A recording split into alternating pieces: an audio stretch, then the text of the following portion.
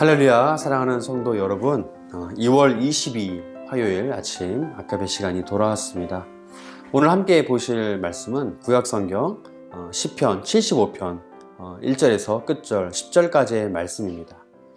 그럼 오늘 본문을 통해서 주의 이름이 가까움이라, 주의 이름이 가까움이라 라고 하는 제목을 함께 은혜의 말씀 나누도록 하겠습니다.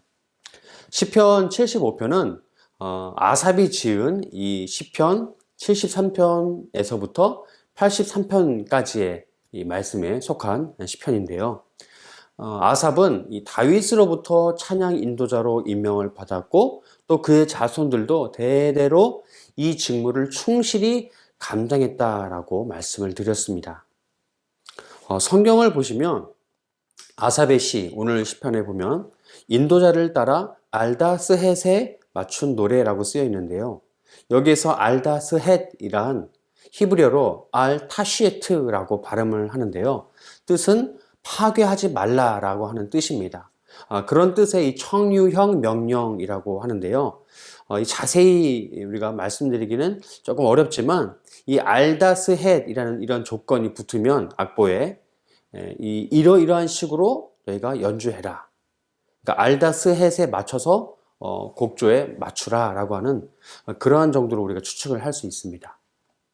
어쨌든 이 시편 75편은 하나님을 찬양하는 종류의 이 시편이라고 할 수 있는데요. 이런 유형의 시편을 가지고 그 곡조에 맞춰서 연주하고 노래 부르라 알다스헷이라고 우리가 생각할 수 있습니다. 먼저 오늘 본문을 보시면요. 오늘 본문은 전체 4단락으로 우리가 구분할 수 있습니다. 첫 번째는 1절인데요. 놀라운 일을 행하신 하나님께 감사하라입니다. 또 두 번째는 2절에서 5절까지의 말씀인데요. 재판장이신 하나님의 신탁, 대신하여 말씀하심 정도 우리가 알 수 있습니다. 또 세 번째는 6절에서 8절까지의 말씀인데요. 높이시고 낮추시는 재판장이신 하나님에 대해서 우리에게 소개해 주고 있습니다. 네 번째 단락은 9절에서 10절까지 말씀입니다. 교만한 악인들을 향한 경고, 이렇게 우리가 단락을 구분할 수 있습니다. 그럼 먼저 오늘 본문 1절 말씀을 함께 보시겠습니다. 제가 읽겠습니다. 하나님이여, 우리가 주께 감사하고 감사함은 주의 이름이 가까움이라 사람들이 주의 기이한 일들을 전파하나이다. 아멘. 네, 시편 기자인 아삽은 찬양 인도자, 예배 인도자로서 먼저 이스라엘 백성들에게 하나님께 감사하고 그분께서 우리를 위해 행하신 기이한 일들을 전파한다고 선포하고 있습니다. 이렇게 감사하는 이유가 바로 그 안에 증거되어 있는데요. 그것은 바로 주의 이름이 가까움이라 라고 하는 이유 때문입니다. 주의 이름이 가까움이라. 여러분, 이 말의 의미는요, 여러분이 가지고 계신 성경책 각주에 보시면 설명이 좀 조그맣게 쓰여져 있어요. 무슨 뜻이냐 기록되어 있냐면요, 가까운 것을 주의 기사가 선포함이니이다 라고 쓰여 있습니다. 가까운 것을 주의 기사가 선포함이니이다. 이것은 결국 하나님께서 나와 우리에게 행하신 일들이 내게 가까이 있어 내가 하나님께 감사해야 할 이유와 증거가 된다는 사실을 가르쳐 주고 있습니다. 여러분, 이 아삽의 찬양 고백처럼 여러분의 삶 가운데 하나님께서 여러분들에게 행하신 놀라운 일들이 여러분 그 기억이 있지 않으십니까? 아마 여러분들 대부분 다 그런 일들을 경험하셨을 거예요. 그렇습니다. 바로 나와 우리 공동체 가운데 행하신 하나님의 놀라운 일들이 우리에게 감사의 이유가 되고 또 하나님을 찬양하는 근거가 되는 것입니다. 즉, 주의 이름이 가까이 있다라고 하는 것은 하나님의 능력과 그분의 일하심이 내게 가까이 있다라고 하는 것을 증거해 줍니다. 바로 그것은 하나님의 임재이죠. 하나님의 임재가 내게 가까이 있다라고 하는 것을 우리에게 증거해 줍니다. 여러분, 이 사실을 꼭 기억하시고 여러분이 경험한 하나님, 여러분이 만난 하나님을 또 그분이 나에게 행하신 일들을, 그 놀라운 일들을 여러분 주위의 분들에게 널리 전파하시는 여러분 되시길 주의 이름으로 간절히 축원합니다. 자, 두 번째입니다. 또 이어서 우리가 2절부터 5절까지의 말씀을 보실 텐데요. 2절부터 5절까지의 말씀은 재판장이신 하나님의 신탁을 증거하고 있습니다. 같이 한번 2절을 읽겠습니다. 주의 말씀이 내가 정한 기약이 이르면 내가 바르게 심판하리니. 아멘. 여러분, 여기에서 신탁이라 하면요, 하나님의 말씀을 대언자가 대신 말하는 것을 우리에게 가르쳐주고 있습니다. 2절 말씀은요, 하나님께서 정하신 때에 자신이 바로 심판자로 서시겠다라고 하는 그 사실을 우리에게 증거해주고 있습니다.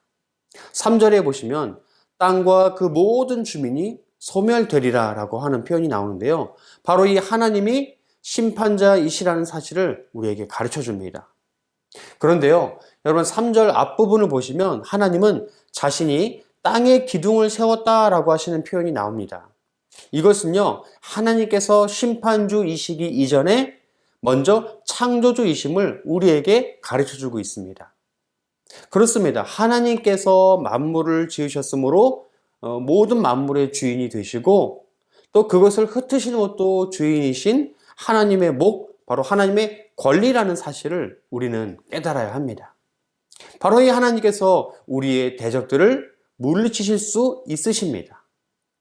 4절, 5절을 보시면 하나님의 대적들의 특징이 나오는데요. 그것은 바로 4절에 증거하는 오만한 자들, 또 5절에 증거하는 교만한 목을 가진 자들이라고 표현되어 있습니다. 이들은 자신의 그 오만과 교만 때문에 심판을 받게 되는 것이에요. 여러분, 이 오만과 교만의 자리에 꼭 여러분 잊지 마시길 바랍니다. 서지 마시길 바랍니다. 이어서 세 번째 6절, 8절의 말씀을 보시겠습니다. 6절, 8절 말씀을 보시면 높이시고 낮추시는 재판장 하나님을 우리에게 증거해 주고 있습니다. 함께 7절 말씀을 읽겠습니다. 오직 재판장이신 하나님이 이를 낮추시고 저를 높이시느니라. 아멘. 네, 오직 재판장이신 하나님만이 우리를 낮추실 수 있고 또 반대로 높이실 수 있습니다. 여러분, 이 낮추시고 높이시는 하나님께서 누구를 만지셨느냐? 여러분, 누가 혹시 생각나시나요? 저는 요셉이 생각났습니다. 요셉의 그런 바로 이 롤러코스터 같은 그러한 삶이 바로 낮추시고 높이시는 삶이다라고 우리가 생각할 수 있는데요. 그가 하나님 앞에 참 귀한 것은 그럼에도 불구하고 요셉은 자신의 그 낮아지는 상황 가운데서도 하나님을 한 번도 원망하지 않았다라고 하는 사실이에요. 오직 요셉은 하나님의 주권과 계획을 신뢰하면서 하나님의 이름을 오늘 말씀의 제목처럼 가까이 했다. 그는 하나님의 이름을 가까이 하는 삶을 살았다라고 하는 것을 우리는 보게 됩니다. 그렇기 때문에 그가 보디발 아내의 그 유혹에도 그가 기꺼이 그 유혹을 뿌리칠 수 있었던 바로 원동력이 될 수 있었던 것이죠.